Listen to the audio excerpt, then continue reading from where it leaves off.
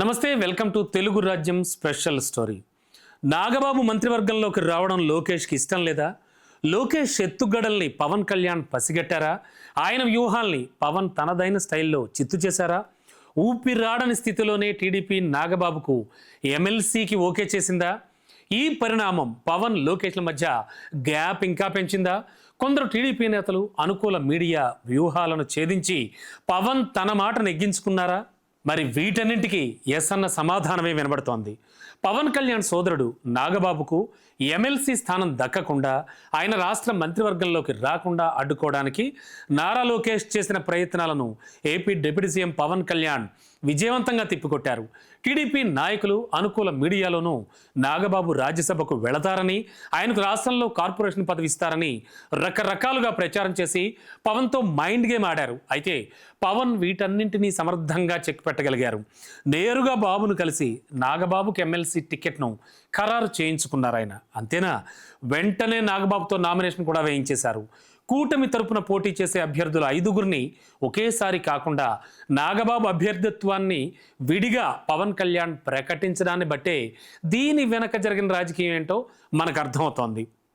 స్తబ్దుగా ఎలా సాగుతోన్న ఏపీ రాజకీయాల్లో ఎమ్మెల్యే కోట ఎమ్మెల్సీ ఎన్నికలు ఒక కుదుపు తెచ్చాయని చెప్పుకోవచ్చు. 2025 ఎన్నికల్లో కూటమి పార్టీలు ఘన విజయం సాధించడంలో పవన్ కళ్యాణ్ పోషించిన పాత్ర ఏపీ రాజకీయాల్లో ఆయన ఇమేజ్ అమాంతం పెంచేసింది. వైఎస్ఆర్సీపీ వ్యతిరేక ఓటును చీలనివ్వను అని ఎన్నికలకు 2 ఏళ్ల ముందే ప్రకటించిన పవన్ ఆ దిశగా గట్టి ప్రయత్నాలు చేసి టీడీపీ బీజేపీలతో జట్టు కట్టి కూటమి అధికారంలోకి రావడంలో కీ రోల్ పోషించారు. అందుకే ఎన్నికల ఫలితాల అనంతరం అందరూ పవన్ను ఆకాశానికి ఎత్తేశారు. చంద్రబాబు అయితే పవన్ను గేమ్ చేంజర్ అని కూడా కీర్తించారు. ప్రధాని మోడీ అయితే పవన్ నహీ హై తుఫాన్ హై అంటూ ఎన్నికల విజయంలో ఆయన పాత్రను మెచ్చుకున్నారు. ఎన్నికల విజయంలో కీలక పాత్ర పోషించడమే కాకుండా డిప్యూటీ సీఎంగా పవన్ కళ్యాణ్ తనదైన స్టైల్లో దూసుకుపోవడం టీడీపీలో ఒక వర్గం నాయకులకు, ముఖ్యంగా లోకేష్కు చాలా ఇబ్బందిగా మారిందని వదంతులు ఎప్పటి నుంచో వినబడుతున్నాయి. మరి రాష్ట్ర వ్యాప్తంగా ప్రభుత్వ కార్యాలయాల్లో ముఖ్యమంత్రి చంద్రబాబు ఫోటోతో పాటు పవన్ కళ్యాణ్ ఫోటోలు కూడా ఉంచడం ఆ వర్గం వారికి ఏమాత్రం ఇష్టం లేదు. అందుకే ప్రభుత్వ కార్యక్రమాలు, సభలు నిర్వహించే సమయాల్లో ఫ్లెక్సీల్లో చంద్రబాబు పవన్తో పాటు లోకేష్ ఫోటోలు కూడా ఉండేలా జాగ్రత్తలు తీసుకుంటున్నారు వాళ్ళు.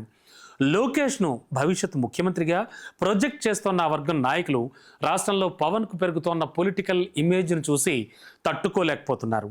పవన్కు సహజంగా ఉన్న సినీ గ్లామర్కి తోడు పొలిటికల్ ఇమేజ్ ఈ రేంజ్లో పెరిగితే లోకేష్కు ఫ్యూచర్లో ఇబ్బందులు తప్పవని వాళ్ళంతా భావిస్తున్నారు. అందుకే ఆ మధ్య లోకేష్ను డిప్యూటీ సీఎంను చేయాలనే అంశాన్ని తెరపైకి తీసుకొచ్చి ప్రభుత్వంలో పవన్ స్థాయిని తగ్గించాలనే ఎత్తు వేశారు. అయితే కొన్ని కారణాల వల్ల అది సాధ్యం కాలేదు. గాలికి నిప్పు తోడైనట్లు అస్సలే హై హ్యాండెడ్గా ఉన్న పవన్కు ఆయన అన్న నాగబాబు కూడా తోడైతే వ్యక్తిగతంగా తమకు, టీడీపీ భవిష్యత్తుకు ఇబ్బంది అని భావించిన లోకేష్ వర్గం నాగబాబును అడ్డుకోవడానికి తెర వెనుక పెద్ద ప్రయత్నాలే చేసింది. ఆయనకు గతంలో టీడీపీ బోర్డు చైర్మన్ పదవి, రాజ్యసభ స్థానం కూడా దక్కకుండా అడ్డుకుంది.